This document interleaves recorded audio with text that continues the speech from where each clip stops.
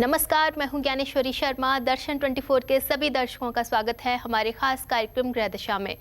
ग्रह दशा में आज हम आपको बताएंगे माँ लक्ष्मी जी के बारे में।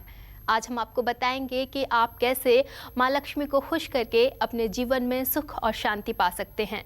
साथ ही आपको कुछ ऐसे उपाय भी बताएंगे जिससे माँ लक्ष्मी आपके घर में वास करेंगी। और इस पर चर्चा के लिए हमारे साथ मौजूद हैं ज्योतिषाचार्य अमित पांडे जी। पंडित जी, बहुत बहुत स्वागत है आपका। जी धन्यवाद आपका। तो चलिए शुरू करते हैं हमारा खास कार्यक्रम ग्रह दशा।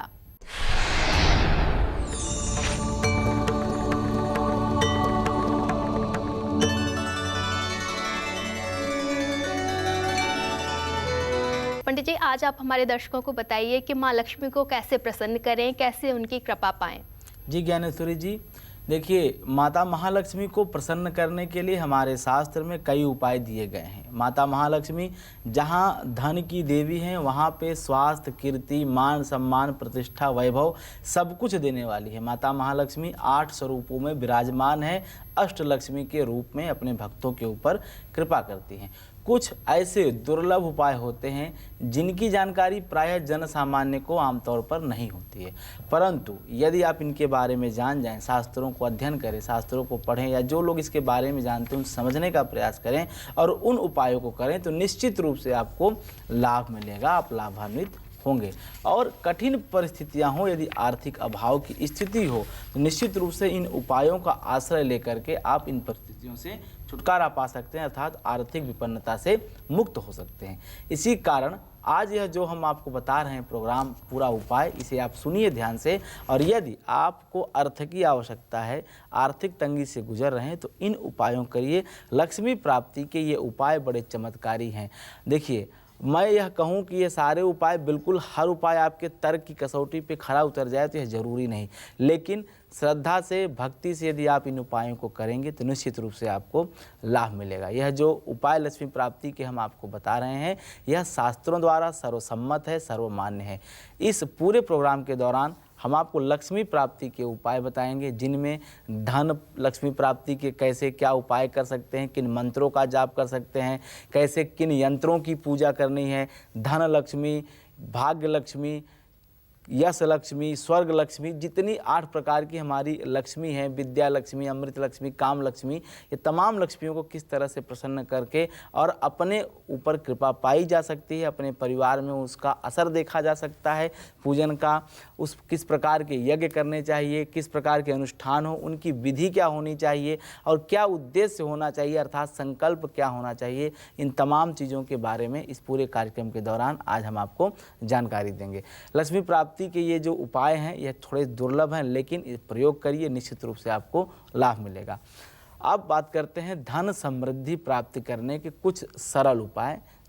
आप ये सरल जरूर हैं, लेकिन इनका जो प्रयोग है वह 100% सफल है। आप इसे अपना करके अपने दुर्भाग्य को सौभाग्य में बदल सकते हैं। तो सबसे पहले बात करते हैं अपने घर के ईशान कोण की। देखिए, ईशान कोण होता है पूर्व और उत्तर का कोना।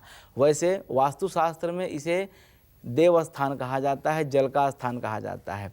यह स्थान हमेशा हल्का होता है, खाली होता है, और देवता इसी स्थान में निवास करते हैं। पूरी धरती की ऐसी रचना हुई है वास्तु पुरुष के अनुसार।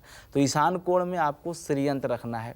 श्री यंत्र महालक्ष्मी का यंत्र होता है। श्री का अर्थ ही लक्ष्मी होता है। यंत्र अर्थात लक्ष्मी का यंत्र, जिस पे लक्ष्मी का निवास होता है। कहा भी जाता है सहस्रार के ऊपर बिंदु पे माता महालक्ष्मी का निवास स्थान होता है। कमल के ऊपर रहती है माता महालक्ष्मी। तो ऐसे श्रीयंत्र का आप निर्माण किसी ताम्र पत्र पे, रजत पत्र अर्थात चांदी के पत्र पे, या भोज पत्र पे आप बनवा सकते हैं और इसे आप वहाँ पे स्थापित कर सकते हैं। यह तो हुई पृष्ठ पीठ की। एक कुर्म पीठ का बनता है। कुर्म पीठ के श्रीयंत्र कैसे होते हैं? जैसे स्फटिक के श्रीयंत्र। आप कुर्म पीठ के स्फटिक के श्रीयंत्र भी आप ईशान कोण में रख सकते हैं, अपने घर के मंदिर में रख सकते हैं। इनकी प्राण प्रतिष्ठा करके नित्य पूजन करने से विविध प्रकार के ऐश्वर्य की प्राप्ति होती है। लक्ष्मी की कृपा सदैव बनी रहती है, क्योंकि जिस घर में श्रीयंत्र का पूजन होता है वहाँ से लक्ष्मी कहीं नहीं जाती, अचल लक्ष्मी वहाँ पे निवास करती हैं। अब दूसरा उपाय, अर्क अर्थात अकोड़ा, छाक, छिला, खैर अपामार्ग, पीपल की जड़, गूलर की जड़, खजड़े की जड़, दुर्वा एवं कुशा, ये जो नवग्रह की समिधा है इसमें शमी को छोड़ करके तमाम चीज़ जो है आप चांदी की एक डिब्बी में रखकर इसकी भी पूजा कर सकते हैं। नवग्रहों को यदि साध लिया जाए तो जब नवग्रहों की कृपा मिलती है तो जीवन में किसी भी प्रकार की तकलीफ नहीं रहती है, चाहे धन की संबंधित हो, चाहे स्वास्थ्य के हो, चाहे शिक्षा के हो, चाहे संतान के हो। तो यदि इसकी भी पूजा आप करते हैं तो निश्चित रूप से आर्थिक स्थिति में सुधार आएगा। जीवन में कभी असफलता नहीं आएगी यदि आप नवग्रह को शांत रखेंगे। हर प्रकार से हर क्षेत्र में आपको उपलब्धि मिलेगी, वृद्धि आपकी होती रहेगी। धन लक्ष्मी प्राप्ति के उपाय में एक अद्भुत सिद्ध उपाय बताता हूँ। क्या? जब आप पूजन कर रहे हैं तो पूजन के समय कौड़ियाँ मिलती हैं, उसमें केसर या हल्दी रंग कर पीले कपड़े में बांध लें और फिर इन कौड़ियों को जहाँ पे आप अपना पैसा रखते हैं, तिजोरी में, बॉक्स में, उस स्थान पे रखें तो धन की कमी नहीं रहेगी। इसी क्रम में गोमती चक्र भी एक होता है, समुद्र से निकलता है गोमती चक्र।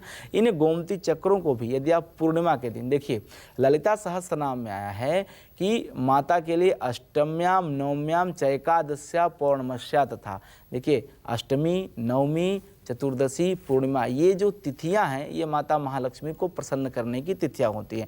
तो ऐसे में पूर्णिमा के दिन 5 गोमती चक्र लीजिए, पूजा के समय इसे थाली में रखें और मंत्र बता देता हूँ कुछ महालक्ष्मी के। चाहे आप श्री सूक्त का पाठ कर सकते हैं, हिरण्यवर्णा हरणिम सुवर्ण रत्नस्याम चंद्राम हिरण्यमयीम लक्ष्मीं जात वेदो महावा, या ओम माँ महालक्ष्मी नमः श्रीं ह्रीं क्लीं ऐं कमलवासिन्येश्वा। कोई भी महालक्ष्मी का मंत्र आप 108 बार जपिए। उस मंत्र को जपने के पश्चात उस कौड़ी को लपेट करके अपने धन स्थान में रखिए। इससे भी धन की कमी समाप्त होती है, धन की वृद्धि होती है, सब रोगों का नाश होता है, शरीर स्वस्थ रहता है। और गोमती चक्र को मंत्र के पूजने के पश्चात ही रखें। मंत्र के बिना महालक्ष्मी के गोमती चक्र का पूजन नहीं करना चाहिए, उसे अभिमंत्रित करना आवश्यक होता है। अभिमंत्रित करके लाल पोट्टी में रख के बांध के आप यदि कोई व्यावसायिक प्रतिष्ठान चलाते हैं तो व्यावसायिक प्रतिष्ठान में, घर में, कहीं भी जहां पैसा रखते हैं वहां पे आप रख दीजिए। जब तक वह उस स्थान पे रहेगा व्यापार में उन्नति होती रहेगी, आपके घर में उन्नति होती रहेगी, कभी भी आर्थिक तंगी आपको नहीं झेलनी पड़ेगी। और यदि व्यवसाय रुक गया है तो फिर तेजी से आरंभ हो जाएगा। यह उपाय करें, निश्चित रूप से लाभ मिलेगा। अगला उपाय है शुक्रवार से संबंधित। शुक्रवार महालक्ष्मी का दिन माना जाता है। शुक्र ने महालक्ष्मी को प्रसन्न किया था, उनकी आराधना की थी, साधना की थी। इसलिए शुक्रवार के दिन प्रातःकाल उठ करके तुलसी की एक माला बना लें। तुलसी की माला मार्केट में मिलती भी है बनी बनाई, उसे महालक्ष्मी के श्री चरणों में समर्पित करें। धन की तंगी दूर होगी, धन लाभ होगा। शनिवार को क्या करना है? शनिवार के दिन प्रातःकाल स्नान आदि नित्य क्रिया से निवृत्त होने के पश्चात सबसे पहले साबुत काले उड़द और चमकीला काला कपड़ा, यह वस्त्र किसी बुजुर्ग गरीब को आप दान करें या शनि मंदिर में चुपचाप ले जा करके उनके समीप रख दें। निश्चित रूप से शनि संबंधित ग्रह दोष समाप्त होगा। और जब भी जीवन में दुख आता है, कष्ट आता है, तो शनि की वजह से आता है। तो यदि शनि की कृपा मिलेगी तो यहाँ पे भी आर्थिक तंगी दूर हो जाएगी। यूँ समझे समस्त प्रकार के दुखों से मुक्ति मिलेगी।